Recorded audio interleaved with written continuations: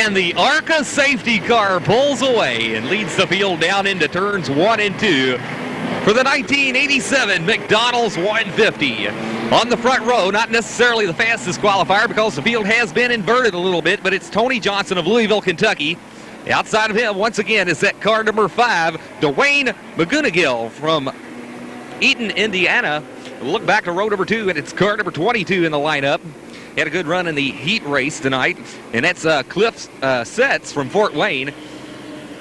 As they move down into turns 3 and 4 of the Salem Speedway, bank 31 degrees. Outside that second row is car number 6, Royce Mason.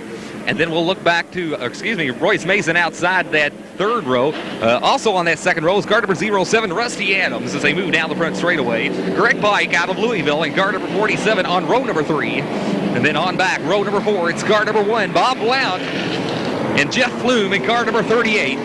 Moving on to the lineup to car number 9, also in the lineup. And that's Fred Hall from Wyoming, Ohio, in the Dr. Pepper automobile. Less than 1 lap to go, and we'll go green flag racing for the 1987 McDonald's 150 here at Salem Speedway. One half mile high bank track here, 31-degree banking, and the ARCA safety car moves down the back straightaway, pacing car number 8, Tony Johnson, and car number 5 in the lineup, Dwayne McGonigal. That's the front row. ARCA safety car in the third and fourth turn, Jim Bartley. You know, Frank, I did a little driver intro just a second ago. Hey, we're getting a green flag coming out here, Frank. Back to you. What a tremendous introduction as the field moves out of turn number 4. The green flag is out. McGonigal takes the lead into turns 1 and 2. Coming down into second place on the field is car number 07, Rusty Adams, as they come off turn number 2. Down the back straightaway quickly, Royce Mason and car number 6 moving up into third. And at fourth, it's Jeep Pflum. Your leader is car number 5, Dwayne McGonigal, as they complete lap number 1. 150 is underway. Car number 07, Rusty Adams at second place on the field. Royce Mason goes third. Jeep Pflum at fourth. The top 4 cars have pulled away from the rest of the field. And quickly, it's car number 21 up through the field in a hurry as they complete yet another lap. That's John Vallow out of Miami, Ohio. Down into turns 1 and 2. Car 47 set to go a lap down as the caution flag comes out. And we did not see a reason for the caution, but we believe car number 47, that's Phil Graby of Charlestown, Indiana, I believe, obviously slowing on the track for some reason. And Jim Bartley, it looked like maybe he had a spin or maybe just got loose in the automobile. Frank, I didn't see what happened to Phil, but, this is a dirt track car. First time it's ever been on asphalt. Phil normally runs about a quarter to third of a mile dirt track. I think he finished in the top 15, he was telling me earlier tonight. And this is the first time this car has ever been on asphalt. It's a dirt track car. They're not supposed to handle on a high bank at Salem Motor Speedway as this car is doing. But I think Phil was definitely the cause of the caution flag. As we started to say before, boy, they dropped the green flag on us before we were ready. I did get an opportunity to talk to a few of these drivers. These guys are just down-home people. They're super nice. They just tell you anything that you want. And, they're just, well, what can you say? They're absolutely super nice guys. They're out here giving these fans who are here in about 30-degree weather, possibly maybe mid-low 40s. It was, what'd you say it was, Bob Blount. Bob Blount, who apparently spun here, causing a caution flag. But these guys are just super. And, as I was mentioning, the fans are here. Stands are at least 80% full on this cold, cold night. As we're standing up, we're about to die, freezing to death.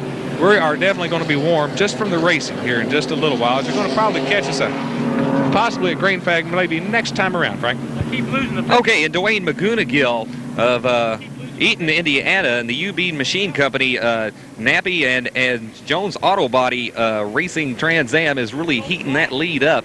Running at second place on the field, Jeep Pflum in car number 38. And then going third on the field is car number 07, Rusty Adams. At fourth, it's car number 6, car number 6 on the field, and that's Royce Mason. And he is running at fourth place on the field. The driver really making a good run up through the field is car number 21 in the lineup, John Vallow out of Miami, Ohio, in the Stingers Ford WW Racing Ford Thunderbird, the winner of 30 features in the 1987 racing season. They continue to circle the Salem Speedway under caution for the first time for a spin by Bob Blount, car number 1, the driver from, I believe, Anderson, Indiana. in the American Industries Triton Racing Chevrolet. Once again, the caution flag coming out for Bob Blount. Jim Bartley, you have a comment. You know, Frank, as we look around the Speedway, this first time, as we mentioned earlier, these lights have ever been on. And you can see these race cars. No matter where you're sitting around the racetrack, you can look on the backstretch, you can see the numbers, you can see the sponsors. This track is, I mean, absolutely perfection as far as being lit. You know, I talked to Don Gettelfinger last Sunday, and Don was telling me he and another guy, they engineered the whole thing, went through it all, and did a perfect job. We had a few lighting problems. He was telling me it might be a little dark here, maybe here. I don't see a dark spot on the racetrack. Every corner looks good. I did ask a few of the drivers, what about the lights? A few of the drivers that drove in the later heat races, and they said it was great. They could see all the way around the racetrack. And, of course, at Salem, you can't see that far in front of you because as you're going through, you're making a left-hand turn on a wall almost, and they can't see that far, but at least it's just like it is daytime with the lights, so that is definitely an advantage to them here. They do have good lighting. Less than one lap to go, and we'll go back. Reed Flag Racing. Once again, your leaders, Dwayne McGonigal in car number 5. Running at second, it's Jeep Pflum, a driver with a lot of experience here in Salem in the late 1970s. And they move down into turns 3 and 4, and the ARCA Thunderbird pace car will take the field very high up into turns 3 and 4 of the racetrack, and it's moving down on the pit road. Car number 5, McGonigal on the point. He quickly gets a battle to the inside as they move down into turns 1 and 2 by Jeep Pflum in car number 38. Adams, the driver, in car number 07, running at third. And then it's Royce Mason in car number 6, running at fourth, shot on the lead in the third and fourth turn banking. New leader, and it's Jeep Pflum in car number 38 as they complete another lap here at Salem Speedway. Jeep Pflum out of Cincinnati, Ohio, your leader, down into turns 1 and 2. McGonigal is getting that challenge from behind now as they move down that long back straightaway. Royce Mason now moving along the inside of car number 07, Adams. Mason now runs at third, and fourth, it's car number 21, John Vallow. Tremendous running in the early going here in the Salem Mcdonalds 150. Battle for second now, down in turns 3 and 4. Royce Mason along the inside of Dwayne McGonigal. Mason now runs at second on the field, going at third. John Vallow in car number 21 now moving up into third, and car number 5 now McGonigal. Dwayne dropping back to fourth. Down that long back stretch and into turns 3 and 4. Your leader is car number 38, Jeep Pflum, as he moves in on Joe Williamson in car number 11. Down into turns 1 and 2. It looks like a little whiff of smoke from the Louisville, Kentucky driver, Joe Williamson, as he goes down one lap. Down that long back straightaway, a 15-car separation between first and second place. Jeep Pflum, Cincinnati, Ohio, out front, out of turn number 4. Into turns 1 and 2 another time, and as expected, the 30-time feature event winner in 1987, John Vallow in car number 21 is really on the move in that Ford Thunderbird. Moving in on Royce Mason in car number 6, and the front 3 cars are out of turn number 4. We're down into turns 1 and 2 another time, and we do have a battle for the lead now out of turn number 2, and on the back straightaway, Jim Bartley make the call. Frank, I tell you, earlier I was asking a few of these guys, how do you pass on this racetrack? You know how they described it? Tough. You think it's a wide track, you think you got plenty of room, but your car won't go down there. As you're coming out of turn number 2, the number 6 car trying to get under, can't do it. It's not there. It's awful tough to get around on this racetrack. Remember, we inverted the first half of the field, so we still have some of our faster cars a little further back. It took them a little while to get through the traffic. They're going to be catching up with these lead cars here in a little while because in qualifying, they were definitely faster. So they will be catching up to them. It's 150 laps. It's a long way around this racetrack. Okay, as we said once before, it is going to be a long race, but we got a battle for the first 3 positions on the racetrack this time. Let's give you a rundown as we have it. It's Jeep Pflum in car number 38, your leader, moving right in on a pack of lapped automobiles. Joe Williamson 2 laps down now. And Pflum will look to the low side there. They're going to go 3 wide up in turns 3 and 4. Royce Mason decides not. He'll tuck back down into second place as they cross the start-finish line down into turns 1 and 2. Your leader, Jeep Pflum, moves in on Freddie Williams of Louisville, Kentucky. Tony Johnson is already 1 lap down. Fred Williams of Louisville, Kentucky, set to go 1 lap down as your leader, Jeep Pflum, looks to the outside of him as they come off turn 4. Pflum's your leader, lap traffic, and it's going to get crowded into turns 1 and 2. Second place automobile, car number 6, nearly side by side with the leader, but he'll drop back in line. It's Jeep Pflum in car number 38, driver from Cincinnati, Ohio, who is your leader, and Royce Mason in car number 6 running at second. There is car number 21, John Ballo at third. As they go down into turns 1 and 2. Running at fourth on the field. A good run tonight by Bruce Vanderlaan. I believe he was the fastest qualifier out of Grand Rapids, Michigan, as they move down that long back straightaway into turns 3 and 4. Car number 40, Bruce Vanderlaan running at fourth. Lead trio into turns 1 and 2 another time. It's Jeep Pflum out of Cincinnati, Ohio. Challenge for second now. John Ballo, car number 21, will look to the low side. The Miami, Ohio driver in the Ford Thunderbird drops back just a little bit, and Mason still holds on to second place. They're down in turns 1 and 2 another time. Jim Bartley take them down the backstretch. Thank you, Frank. Yeah, John Ballo's definitely got the right idea. He has to come up on the cars and come out of the corner, get a little bite in it, right as he's got air. He needs to pull up on him. But your car number 6, Royce Mason, is not going to allow that. He's going to keep him down. You hold him down, he cannot get the bite as he comes off the corner. There he goes, same move. He's trying to get around him there. It's absolutely destroyed him. Jeep Pflum just loves it. He's up there all by himself as these two cars are battling. Jeep gets to work his way through traffic as Joe Williamson is set to go one more lap down. The two cars behind him have to follow him. They have absolutely no choice because they can't pass as they go through here. And the field exits turn number 2 and on the back straightaway. And once again, that good battle for second place. It's Royce Mason in car number 6. And car number 21, John Ballo. Mason's car number 6, sponsored by Wheeler Dealer, as well as Hortman Engineering, CD Machine, and Weekly Magazine. Currently holds on to that second place position. And then it's car number 21, the winner of 30 features in 1987. Car number 21 out of, I believe, Columbus, Ohio, John Ballo in the W&W Racing Stinger Ford Turbo Coupe. That's a Thunderbird there, 21, running solidly at third place on the field. And once again, he looks to the low side of Royce Mason as they go into turns 3 and 4. Oh, and there's problems up in the fourth turn. 2 cars involved, and it was car number 5 bringing out the caution flag. Dwayne McGonigal, one of the early leaders of this event from Eden, Indiana. And I believe another automobile, and it looks like it may be Greg Pike, possibly of no, Greg Pike is still in the lineup. We have another car spun down in the fourth turn, banking of the racetrack, and it has brought out the caution flag. Can't see the car number from this angle. Jim Bartley, the experts had said lots of crashes for this McDonald's 150. Fact of the matter is, it just hasn't happened yet till now. What do you think about the running so far?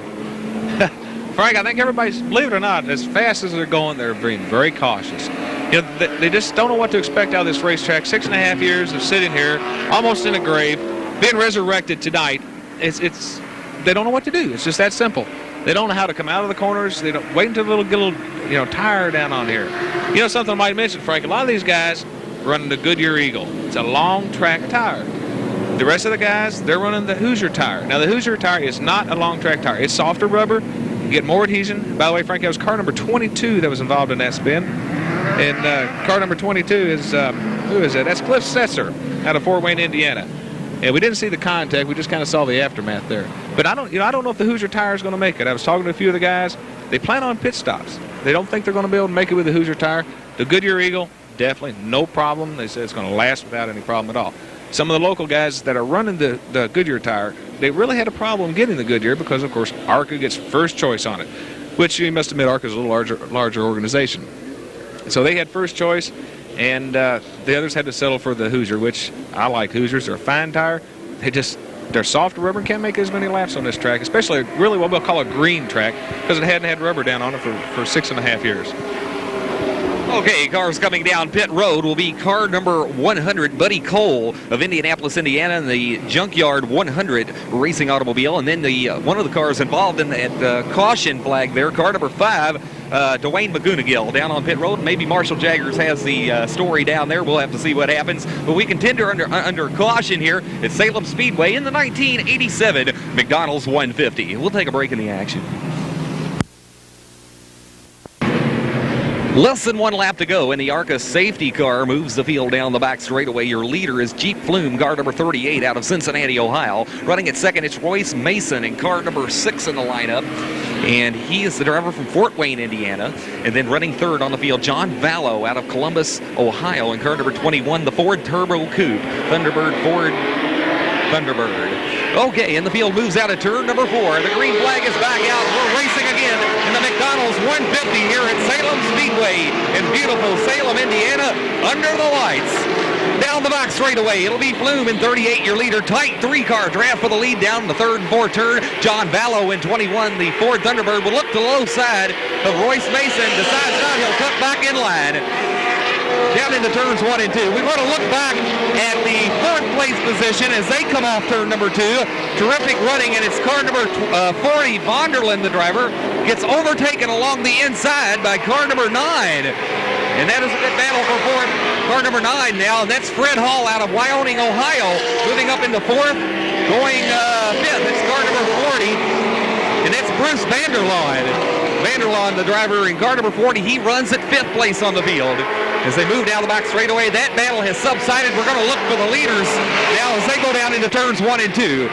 It's Jeep Pflum in car number 38. Once again from Cincinnati, Royce Mason in car number 6 right on his donkey as they go down into turns 3 and 4, putting Carl Wheeler of Middletown, Kentucky, at least another lap down. Across the start-finish line, they'll move into turns 1 and 2. Tremendous running. And Jim Bartley, what would you place the speed at, miles per hour? How fast are they going? They're flying. Frank, that's the best way to put it. You know, they're absolutely flying. They're running 135, 140 mile an hour down this straightaway. Jeep is doing a super job. We got one whale of a battle going over here for third place. Oh, correction here. What do we got coming in, Frank?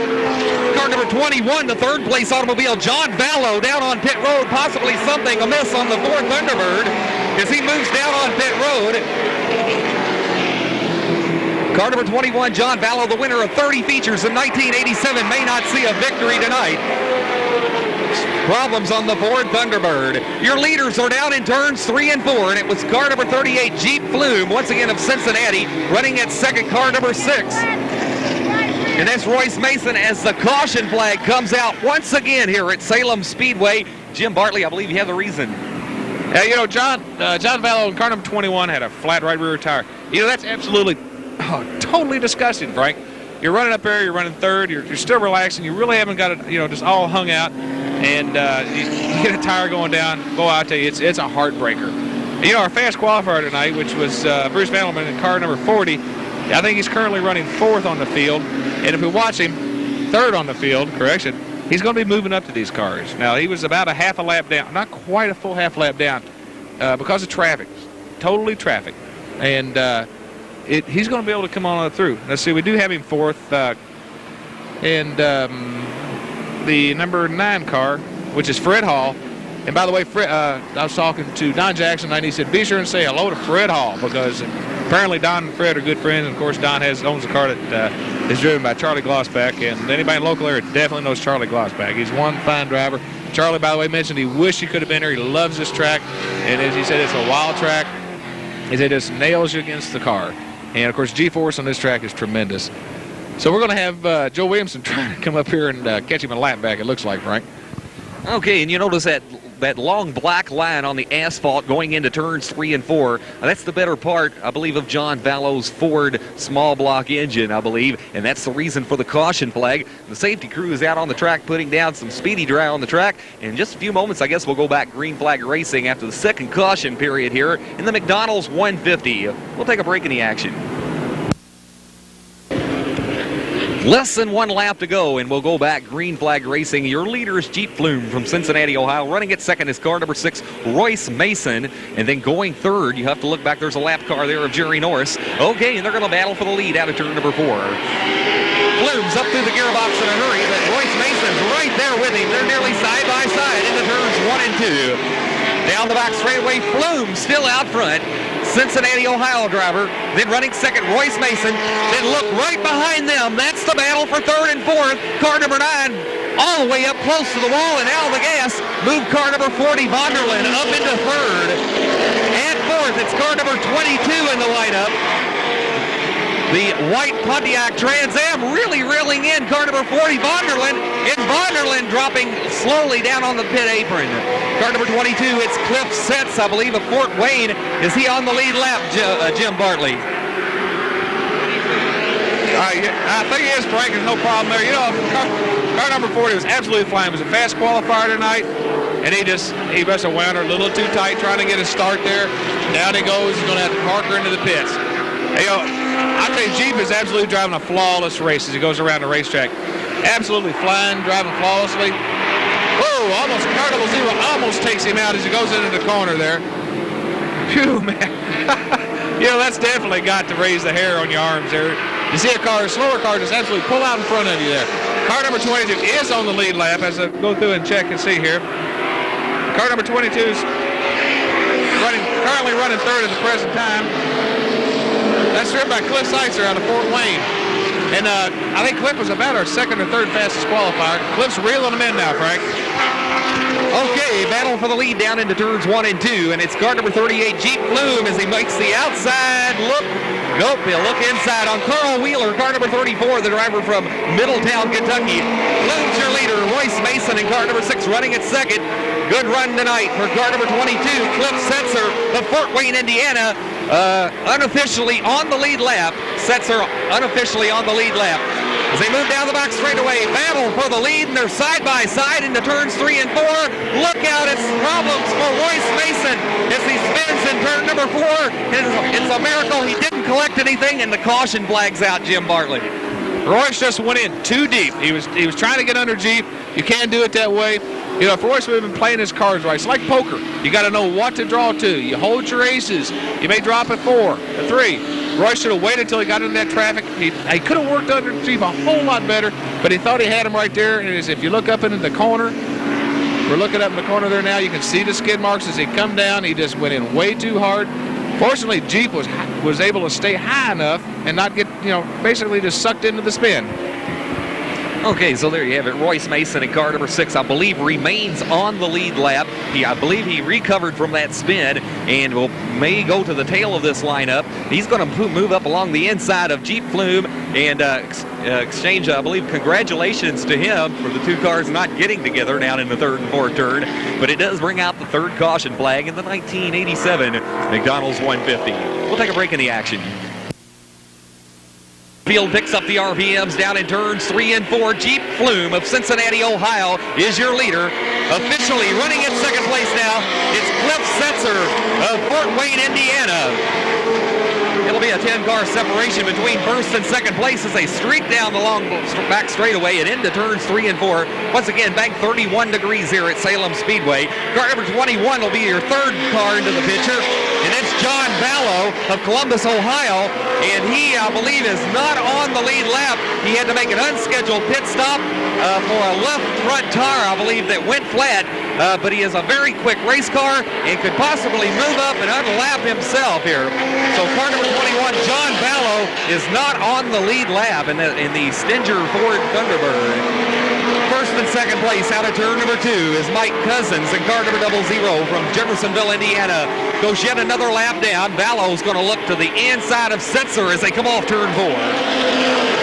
Jerry Norris of Louisville, Kentucky in the John Franconia Trucking Dixie Haulers IROC Z28. Former Salem 500 co-winner goes yet a lap down. And the lead twosome into turns 3 and 4 with the lap car of 21 of John Ballo come off turn 4. Down into turns 1 and 2. We want to look back on the field a little bit to car number 6. That's Royce Mason. He is officially at third place on the field. He had spun down in turn number 4, but regained control of the automobile, stayed on the lead lap, but was forced to restart this race on the tail. Has moved swiftly up to third place on the field once again. Out of turn 2, the leaders are on the back straightaway. Setzer in car number 22 will look to the low side. It decides not, he'll tuck back in line. Ballo's right there in 21, the yellow Ford Thunderbird, who is a lap down, but is a very quick automobile and is jousting with the leaders as they sashay off turn number 2.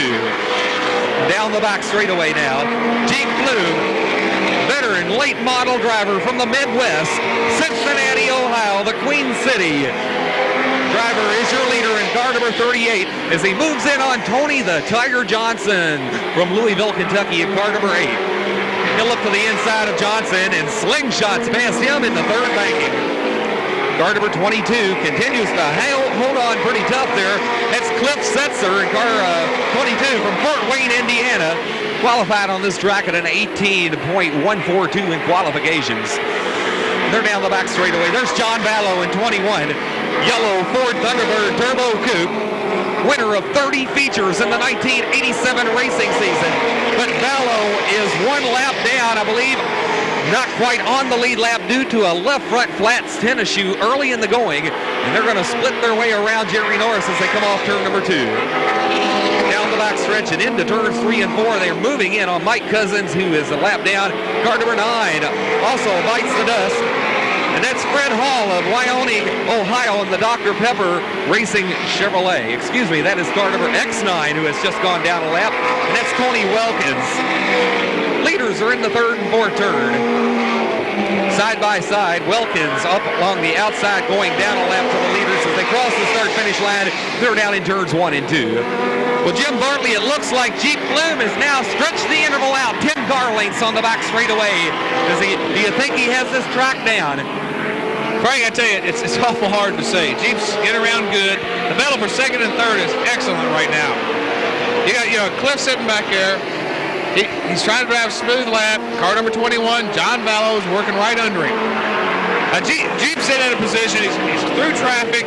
His car is feeling real good right now. We're maybe, 50 laps into the race, somewhere in that area. So you don't want to push it too hard. He wants to be able to maintain his lead, stay exactly where he is. And then you take Cliff Seitzer in car number 22. He's got a catch Jeep. Car number 21, John Ballo. He wants around 22. It's a battle. It's just an absolute battle. There goes trying to get underneath him. He can't quite do it. Some of the cars that are out. Car number 4, which is Fred Williams. Fred lost the rear end and transmission in one heat race earlier tonight. And again, I'm very proud of Fred for his fine effort.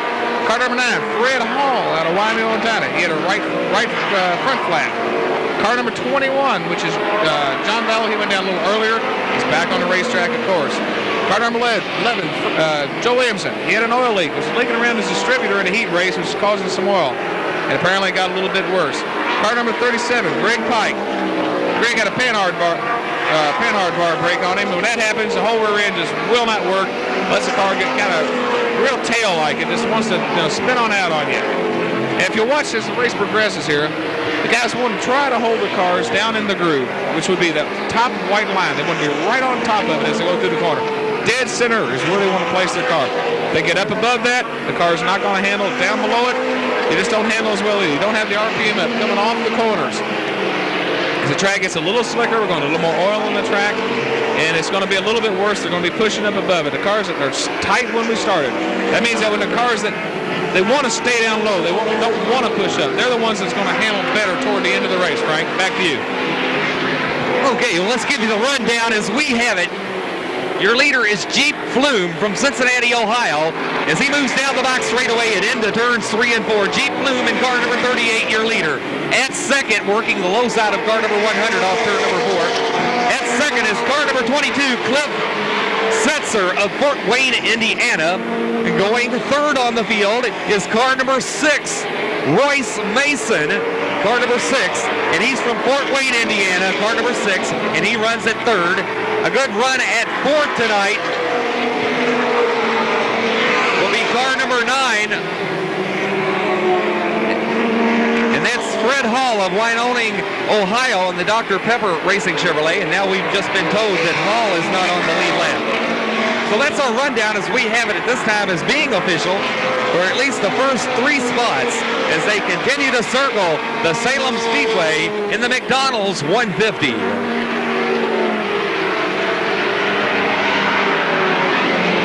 Leader is Jeep Pflum from Cincinnati, Ohio, in car number 38. As he moves down the front straightaway and into turns 1 and 2, Jeep Pflum from the Queen City in Cincinnati, Ohio. And he's sponsored by Jim Collins Auto Body. Qualified on this track at a 17.544 seconds. Running at second now, it's car number 22. Car number 22 in the lineup is Cliff Setzer from Fort Wayne, Indiana. He's sponsored by Setzer Motors in Harp's Garage. He is the second place running automobile. And then it's Royce Mason in car number 6 running at third. And he's from Fort Wayne, Indiana, sponsored by Wheeler Dealer, as well as Hartman Engineering, CD Machine Company, and Weekly Magazine. Having a good run tonight, I believe at fourth place on the on the field is car number 07, Rusty Adams from Eastlake, Ohio. He's having a good run tonight here at Salem Speedway in this McDonald's 150. Your leader is Jeep Pflum in car number 38 as he moves in on Fred Williams from Minor Lane Heights, Kentucky, and he'll look to the high side of him out of turn number 4. Jeep Pflum now looks to the low side of Tony Johnson into turn number 1, and Johnson has gone yet another lap down. In that interval between first and second place, Jim Bartley about 15 car lengths. All right, Frank, might want to mention that Fred Williams, car number 4, is back on the racetrack, and rather than the rear end, he did have a right front tire go down, right rear tire correction. Tell you what let's do. Let's take Jeep around the racetrack. He's coming out of turn number 2. He's on the throttle. He tries to take her up against the wall, holds her good and tight. Right about now, he gets out of the throttle, holds her down. Right, I told you, dead center of that middle line. Back on the throttle, hard as he comes down the main straightaway, past the flagman, out of the throttle, a little bit on the brake, back onto that line. You know, Jeep's got the perfect line in this race. He's running this racetrack the way you got to do it to get around here fast. You push up 1 foot, you're not fast. You go down a little bit, you're not as fast. Jeep has car number 22. He's got the same line, Cliff Setzer. We're going to drop back. Let's see if we can pick up Cliff here as he goes through the corner. Watch this line coming out of turn number 3. Down he goes, down the backstretch, hard on the throttle. It's all she's got, out of the throttle for just a minute. Get a little bit of brake, start easing in the throttle, up halfway through the groove, a little bit high through the corner. Down back, hard on the throttle, down the main straightaway. Just passing the flagman, getting ready to go in the corner. The car number 4, the fourth place car is having some problem, dropping low on the racetrack, Frank. Okay, in the fourth place running automobile, 07 of Rusty Adams out of Eastlake, Ohio. There's problems on that automobile. He's dropping down onto the pit apron and possibly going back to the pit area. And a good bunch of automobiles out of turn number 4. A good crowd of automobiles as they move down the front straightaway and into turns 1 and 2. That's Tony Johnson of Louisville, Kentucky, and his longtime friend and competitor, Fred Williams. They're back markers in this field. Whoa, and there's problems for John Vallow. Nearly lost the Ford Thunderbird on that back straightaway. He's regained control, and he's in between turns 3 and 4. Royce Mason in car number 6, the third place running automobile, now making his way around Vallow. But Vallow nearly lost that Ford Thunderbird, has a bunch of engine under the hood, and he almost lost it all. They continue to circle the speedway here at Salem, Indiana. Problems on the backstretch. 1 car involved, 2 cars now, and we just hope the drivers coming out of turn number 2 see those 2 parked race cars. It was car number X4, and that's Jim Spillers of Fort Wayne, Indiana, crashing hard into the inside retaining wall on the back straightaway. And then I believe another automobile was collected, Tony Wilkins in car number X9, but that's unofficial. We cannot see his car number from this angle, but it looked like car number X4, who had obviously gotten sideways out of turn number 2, crashing into the inside retaining wall, and it looks like some of that H-beam and Armco barrier is really torn up there about midway down the back straightaway. So we fall under about the 4th caution flag tonight in the McDonald's 150. We'll take a break in the action from Salem Speedway.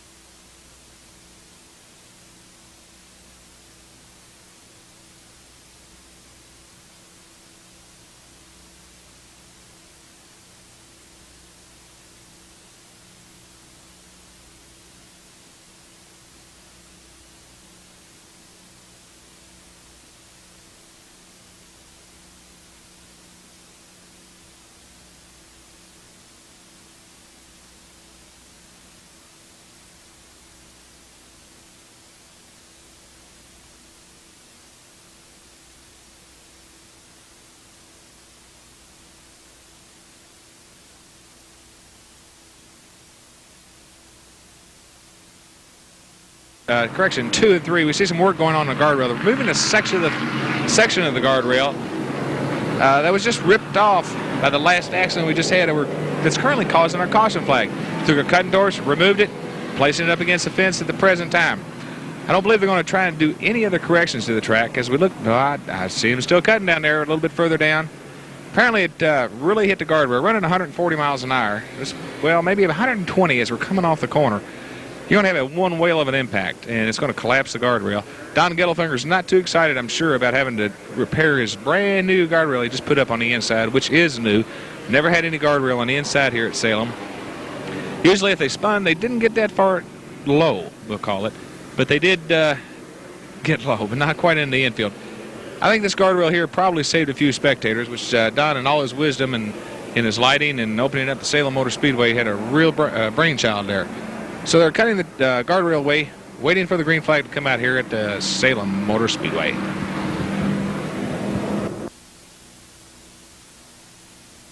Less than one lap to go, and we'll be back. Green flag racing in the McDonald's 150 after an altercation just out of turn number 2, which brought the caution flag out.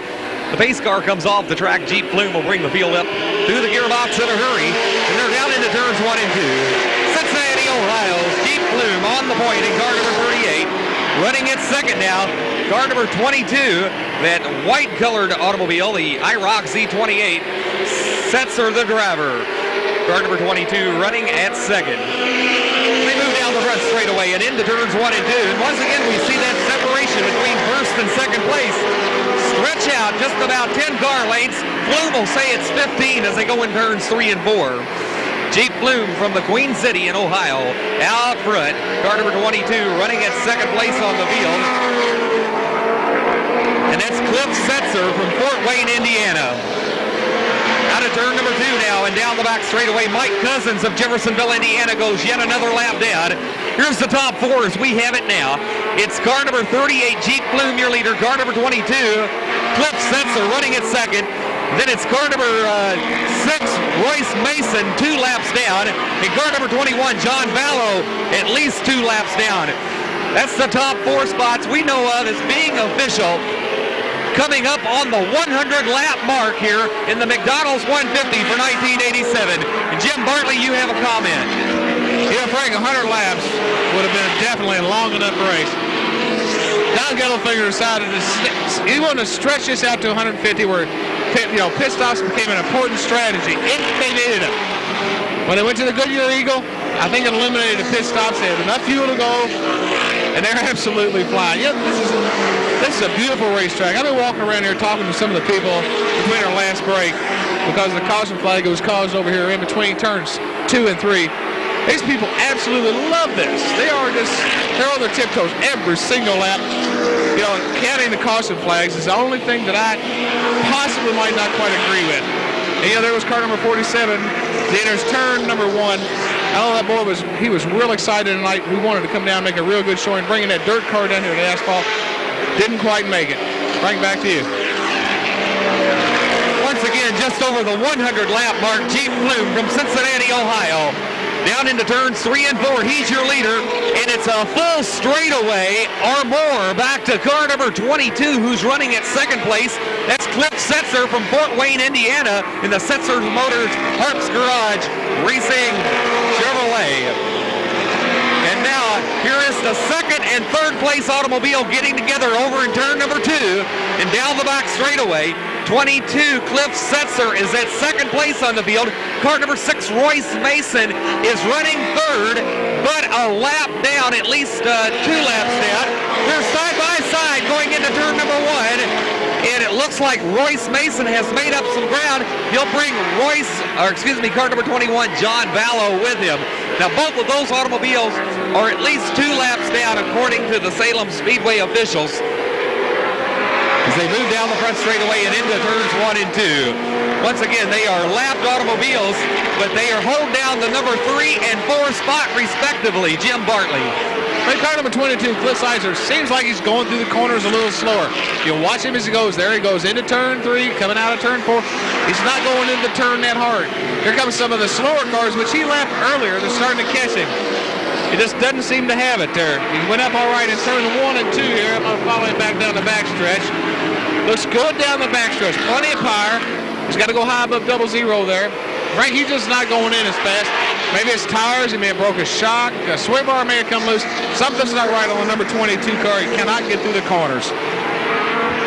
Car number 38, Jeep Pflum, once again from Cincinnati, Ohio, continues to dominate this field in the 1987 McDonald's 150 as he moves down the box straightaway. He's moving in on some Louisville drivers, and that's Joe Williamson in car number 11, Dave Olson's Amco Transmission Centers Racing Pontiac, and Brad Williams, the two-time Charlestown new and late model champion in car number 4. Down the box straightaway, and we'll watch and see just how superior Jeff Pflum moving in now on Joe Williamson. See how superior his automobile is compared to the drivers who are normally racing on 1/3 mile racetracks on their weekly program. Joe Williamson, another lap down. He'll set the targets now on car number 4, Fred Williams. And of course, racing promoter Andy Vertrees will be opening a new speedway in Louisville, 3/8 of a mile, and possibly give these Louisville, Kentucky drivers some experience on a larger track. Oh, it sure will, Frank. You know, I tell you, a lot of your changes, you can take the same chassis, which we're calling a frame, the chassis. That consists of the roll cage and the main frame, the thing that everything bolts to. They're going to take all those items, bolt them onto the same car. That's all identical. And these cars, the short track cars, the big track cars, they're almost the same. It's the spring rates that are important. You take a track like this where you've got the G-force that's really laying her down, you got to increase your spring pressures. Hypothetically, Frank, we'll take a 1,000-pound spring in the right front on a short track. There you're going to have to take that same right front, make it a 1,700-pound spring, Frank. You're talking a 78% increase. That's the difference in the short track and the high banks of Salem. It's tough on the vehicles. It's tough on all the equipment. Any car that can get out here and run 150 laps, that man needs a pat on the back. Okay, Jim Bartley, you ready for this one? Jeep Pflum has the entire field at least one lap down. He just went around the second place running car number 22, Cliff Setzer, who is now one lap down to the leaders. Car number 38, Jeep Pflum, has the entire field one lap down. Jim Bartley, as we continue to watch the leader going into turns, coming out of turn number 2 now as he moves in on car number 5, we'll continue to watch him. But tell me now, Bartley, do you think 150 laps, can the car go that distance on fuel? Oh, sure, Frank. These guys are running 22, maybe even 24-gallon fuel cells. I don't think he'll have a problem as fuel is concerned. And as I mentioned earlier, Jeep has got this track. You know, it's kind of like, you know, you're playing cards, as I mentioned. Well, you know, you can just draw right to him. Jeep is drawing right to it. He's got the laps. The brakes have been there. He comes out of the corner. He goes where he wants to. We tag. His name is Jeep, and I said he can go anywhere he wants to as a Jeep can, and he is doing it as he tucks under. Oh, we have Joe Williamson, car number 11. As he goes into turn number 1, loses the motor oil all the way down the straightaway. So you know he lost it right about the flagman. He puts oil all the way down into turn number 1, and Joe was starting to smoke a little bit. And that's a brand new motor, by the way. That was a 377 he borrowed from Dave Moran because he blew his first motor. That's 2 tonight for Joe Williamson, so his record's not too good. Okay, and our pit side reporter Marshall Jaggers had a word with Joe Williamson a little bit earlier today, the 7-time NHRA drag racing champion, moving into the dirt racing classes and on to asphalt racing about 2 years ago. And Marshall filed this report a little bit earlier today. Less than one lap to go, and we'll go back. Green flag racing in the 1987 McDonald's 150. And Jim Bartley has been keeping track of the laps. And Jim, just about how many have we got left here? I know we're getting down to the conclusion. Frank, my best calculation, we're about 19 laps. We're getting ready to come around for the green flag. Jeep, he's a lap ahead of him. He can take it nice and easy. The green flag's out, Frank. Jeep Pflum leads the field into turns 1 and 2. As Royce Mason in car number 6 is at least 1 or 2 laps down. He's going to try and I believe get one of his laps back right there in turn number 4. That's Royce Mason in car number 6. Getting back one of his laps, but your leader is that second car into the picture. Car number 38, Jeep Pflum, who's getting around this racetrack a little bit faster than the Delta Queen, who anchors it in his hometown of Cincinnati, Ohio. There's John Ballo in 21 getting back one of his laps in car number 21, Jim Bartley. You know, Frank, something that can happen during a caution flag. Not only do your tires cool off, but they can lose a little air pressure. You've been going around the racetrack, your tires get hot, the tires expand, more pressure. But a lot of these guys can run relief valves. Now what happened there is your tires will maintain a constant pressure. The only thing that messes you up, caution flags. Of course, Roy's come off what was it, 3 and 4 over here. Absolutely overhauled Jeep. There goes car number 21, overhauling Jeep there. A Jeep may have to get his tires warmed back up, get him back to the right stagger so that he's handling like he was prior to the caution flag. This cold weather, the tires cool off fast, and Jeep definitely handles better on hot tires because as the race progressed, he was faster and faster, lapping every car on the field. 2 cars have unlapped themselves at the present time, I believe. Okay, so there you have it, the analysis of a little tire work here at the Salem Speedway for the Mcdonalds 150. And with these Goodyear Eagles, I believe, are going to go the distance of 150 laps here tonight. Your leader is Jeep Pflum from Cincinnati, Ohio. Let's look back in the field a little bit. Just behind him there is Carl Wheeler in car number 34. The Middletown Heating and Air Conditioning IROC Z28, car number 34. Carl Wheeler out of the Louisville area. Had a good run here going tonight, but I believe he needs a little more experience here at Salem, but Carl did one whale of a job. Looking back on the field, there's car number 49, and that is Al Grog of Warren, Indiana, and the Walden Auto Parts Racing Chevrolet. And then moving on to the lineup, the car number 9, and that's Fred Hall from Roining, Ohio, and the Dr. Pepper Style Chainsaws Racing Chevrolet. Car number 9, and Fred Hall has a super run going here tonight. He's a very fast race car, but he is not on the lead lap. I believe some pit stops may have caused that. Unscheduled pit stops. Let's look at 00, many laps down Mike Cousins, but he's a brave driver. Car number 00 in that Buick Regal. And then just taking him there is car number 4, Fred Williams of Minor Lane Heights, Kentucky. The 2-time Charlestown Motor Speedway new and late model champion. Breaking the ice here in the Salem Super Speedway. On back in the lineup, car number 01, just behind Fred Williams. As they come off turn number 2, car number 07, Rusty Adams from Eastlake, Ohio, with 10 laps to go now in the contest. Also having a good run tonight, the driver right behind him, car number 5. Car number 5 on the front straightaway, and into turn number 1 and 2 is Dwayne Lagunagill, early leader of this event from Eaton, Indiana. Moving on is car number 22. He is the second place automobile in the lineup. Car number 22, Cliff Setzer, running as second, but not quite on the lead lap. Then there's John Vallow in car number 21. A tremendous season in 1987 for John Vallow. 30 feature events. He's out of the Cincinnati area. Then just behind him, Royce Mason, one of the faster cars here tonight, unofficially running at 4th place on the field. Royce Mason out of turn number 4. And then on back in the lineup, Jerry Norris in car number 88 having a fine run here tonight. He'll be a survivor at the end. And then also having a good run tonight in car number 100. And that's Buddy Cole from Indianapolis, Indiana, and the Junkyard 100 sponsored automobile. A fine race they have at the Muncie Speedway each season. Car number 100, Buddy Cole. So that's the top runners here in tonight's McDonald's 150 with less than 10 laps to go. Winding it down, Jeep Pflum of Cincinnati, Ohio, just dominating the field tonight in the first night race ever at the Salem Speedway. And once again, we said it was like putting lights on at Wrigley Field here, but a lot of history tonight. Frank, Jeep's got about a half a lap lead now. Of course, he had everybody to lap. Apparently something went away on his car. Car number 07, Rusty Adams. Car number 22, Cliff Seitzer. They're closing the lead. We've only got about 4 laps left, I think. Right at 4, yeah, 4 laps. I don't think they can catch him in Jeep unless Jeep's car totally went away. But Jeep's car is definitely not running as strong as it was. You know, you just can't give a good enough call to every one of these drivers, especially the boys from the Louisville, Charlestown, Indiana area. These guys have come out here and just absolutely run their hearts out, and they can definitely hold their heads up with pride. I mean, Tony Johnson, there he goes, right down the backstretch. Tony's one fine young fella, and anybody that's ever met Tony knows him. They gotta love him. Fred Williams coming down turn number 4 down the main straightaway.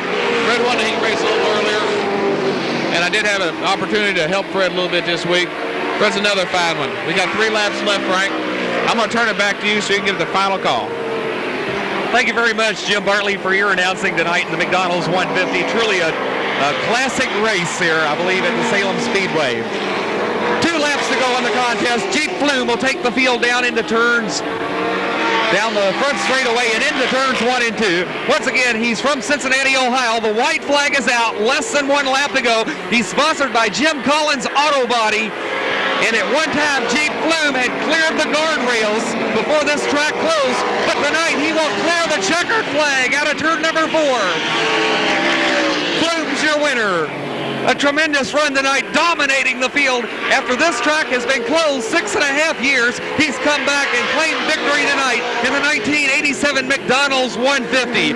Once again, a good run tonight for car number 22, and that's Cliff Setzer of Fort Wayne, Indiana. And once again, he's sponsored by Setzer Motors in Harp's Garage, finishing up at 2nd place on the field. Not quite sure about the 3rd place finish. We know Royce Mason in car number 6 was posted at that position just after, I believe, one of the last caution flags. He's from Fort Wayne, Indiana, and sponsored by Wheeler Dealer and Hartman Engineering, as well as CD Machine Company and Weekly Magazine. Royce Mason in car number 6 having at least a 3rd or a 4th place finish. And then we got to give a call to John Vallow in car number 21. And I believe he's from Columbus, Ohio. 30 feature wins to his credit. I guess he can afford to lose one here tonight. Car number 21, John Vallow, in that Ford Thunderbird Turbo Coupe, posting a very fine, at least 4th place finish. Jim Bartley, a few more closing comments before we go down to Victory Lane. Frank, you know, the crowd. Let's look at the crowd. These people come out here and weathered 35-degree weather, a definite heavy frost, as the weatherman called it tonight. And, I just lost power. Did you hear me all right, Frank? Okay, here we are. We've got, sorry there. We've got a crowd here. What can you say? They're great. They've got to love auto racing. There he is down there, Jeep. Boy, he's come down here, run the, we'll call it Resurrection 150 by McDonald's. Absolute beautiful job. We'd like to thank McDonald's, Don Gettelfinger, everybody involved here. Super job, super resurrection of the Salem Speedway. It looks beautiful. I've had people tell me, it's the best it's ever looked. They've run here before 6.5, 7, 8 years ago. This track is beautiful. We're going to see a lot of racing here. They tell me they're going to race every other week. We're going to be here looking for them. Frank? Okay, Jim Bartley, thank you very much. We're going to send you down to Victory Lane. You're going to get to talk to Jeep Pflum and the winner of tonight's McDonald's 150, the first event ever held here at the Salem Speedway after 6.5 years. And Jeep Pflum, I believe, is collecting his first victory ever at the Salem Speedway. Jim Bartley will go down and meet him shortly after this break in the action. The McDonald's 150, basically a resurrection of the Charlestown Motor Speedway. Joe, I want your words. What do you think about this track? It's nice, and they did a real nice job of fixing it back up, and we'll be back here as many races as they have. Joe, have you been here before? Yeah, we was here in '80 for the ASA race. How'd you do then? I don't even remember. Must not have been too good. Not too good, huh? Well, I'll tell you, Joe, there's been a lot of people been around the track, over the wall. They've been everywhere on this racetrack. And I'm going to say Don Gettelfinger did a beautiful job of resurrecting it. 6.5 years, laying in the grave, and you did a super job. Yeah. Just absolutely terrific. The track is in real good shape. I've never seen this place better. I noticed toward the end of the race, the last 15 laps or so, it seemed like your car was going away. I don't know if you were saving it. What were you doing there? Last 15 laps, they picked about a half a lap up on you. What happened? It was jumping out of gear all the time, and I couldn't keep it in gear. I think the transmission's going out. Transmission was going out on you? Boy, I tell you, that makes it tough. There, the last 15 laps, I bet your heart was doing a little bit of fluttering. Lucky. That's all it is, luck. Luck's what it took here tonight for the McDonald's 150. We'd like to thank everybody involved. Frank, we're going to go to you for the 2nd place finisher. And we're standing by with Cliff. Okay, looks Setzer. Okay, we'll try this one again. And we're standing by with Cliff Setzer, the 2nd place finisher in tonight's McDonald's 150. Cliff, was it as easy as it looked out there? Oh, no, it wasn't easy at all. Boy, I tell you what. The track's nice, though. Yes, it is. We had a good time. Well, I tell you, you guys were, I guess, lapping the track at a well over 130 miles per hour out there. That's right. I understand you had a little bit of tire problem there towards the end. Yeah, we started with new tires, and we just wore them out. They grinded off. The track hadn't been used for quite a long time. And when they're out of commission for a while, it lets the rain and the rocks come out, and it just grinds your tires. I tell you what. Now, where have you been racing at in the 1987 racing season? We know you're not from around here. That's right. I'm in Fort Wayne, Indiana. Well, as far as my hometown. You run on a half-mile track? I run on a half mile. Well, I tell you what, that experience really shows. And we know a lot of drivers from the Louisville area really had a rough go out here on such a big track. They hadn't had that much experience on a big track, but the experience really showed. Exactly. That's what it takes. I ran quite a few laps. I hold all the track records at Fort Wayne Speedway, the old one, and it's been tore down for years, and that was the highest bank in the world. And I was awful proud of that. But I run Winchester quite a bit, which is similar to this track. And I like the banks. The banks give you some, you just run hard in them. You got to set your car up and stay on it pretty well. Well, I'll tell you what, you won't find any youngsters running at the head of the class up here at Salem. It really takes experienced veteran stock car drivers. You were really running right there with Jeep Pflum there on the lead lap, just bumper to bumper. You really had a good car race going there, but then you started slowing down. Was that the tires going away? Yeah, we had to come in on one of the yellow laps and change the right front because it was completely gone. If you look at this one, you see that one's gone. There's nothing left. Well, I tell you what, now it's no fault of the Goodyear Tire and Rubber Company, I don't believe. No. Any new track that's been washed for 6-7 years like this with no rubber on it is going to grind any tire up. There's no tire in the world that'll hold up. And I guess Hoosiers and Goodyear and McCrary and other companies. Goodyear, because I'm sure that it would go a lot farther than any of the other tires that are for sale here today. I understand. I brought new tires with me and decided not to use them and got extra hard tires here. Well, I guess in the future now, all the tire manufacturers will probably get equal here on this track, and we'll see what happens in the future. 1988 here at Salem, and we understand the rear end, the rear axle went out in the car there? I broke the rear end, something in the rear end, yes. They're in the final laps. Yeah, something just broke. I don't know what it was. Well, Coming down the chute there. The white flag. That's right. Congratulations, though, on your second place finish here at Salem Speedway. The first race they've ever had here in 6.5 years, and you really, the experience really came through, and you really had a good run tonight. Thank you. I certainly appreciate you. Okay, so there you have it. Cliff Setzer, the second place finisher in tonight's McDonald's 150.